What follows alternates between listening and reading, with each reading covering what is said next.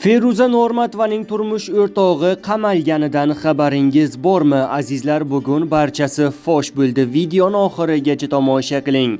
Nikoh to'yimdan bir hafta o'tib Xorazmga ketdik. U yerning urf-odatlari bo'yicha kelin salom marosimi bo'lib o'tdi. Lekin bundan bir kun oldin juda yomon voqea bo'ldi. Xorazmdagi uyimizga qonun xodimlari kelib, vahima bilan surishtiruv o'tkazishdi.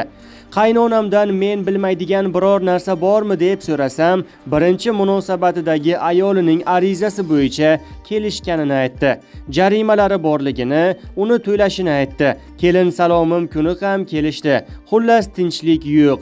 Keyin bilsak, xodimlarga ham qo'ng'iroq qilib, nega borib surishtiruv o'tkazmayapsizlar deb tinchlik berishmagan.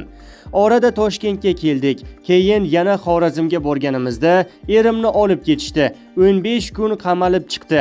Men endigina 2 haftalik kelin edim. O'g'lini olib ketishgach, qaynonamning tobi qochib qoldi. Kasalxonaga yotqizdik.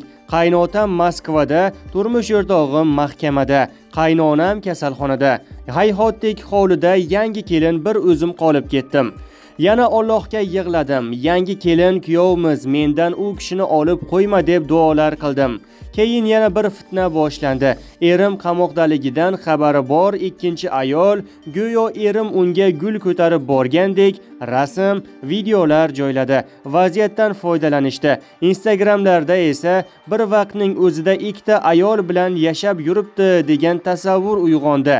Men chiqib, ey xaloyiq, erim 15 sutkaga ichkarida o'tiribdi, ishonmanglar deya olmadim. Chunki qaynonamga bu haqda hech kimga aytmaslikka va'da bergandim, deydi Feruza Normatova.